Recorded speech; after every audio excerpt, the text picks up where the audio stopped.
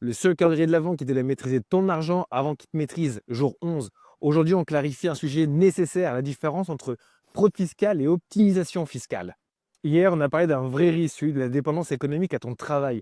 Aujourd'hui, on parle de comment baisser ton impôt sans jamais franchir la ligne rouge. Alors, on va être très clair dès le début. La fraude fiscale, c'est interdit. L'optimisation fiscale, c'est légal. Et c'est même encouragé par la loi. La différence est simple. La fraude fiscale, c'est cacher, dissimuler, mentir, ne pas déclarer tes revenus, inventer de fausses charges, utiliser de faux documents. Alors que l'optimisation fiscale, elle, c'est utiliser les règles existantes pour payer justement moins d'impôts.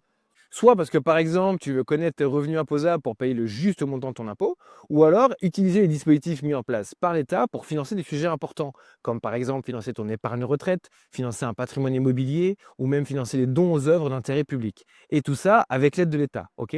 Donc en clair, l'optimisation fiscale, c'est connaître et utiliser tes droits. Le vrai risque, c'est l'ignorance. Et c'est pourquoi demain, on voit comment certaines solutions fiscales transforment ton impôt en patrimoine. Et là, tu vas comprendre comment ton impôt peut devenir un formidable outil patrimonial.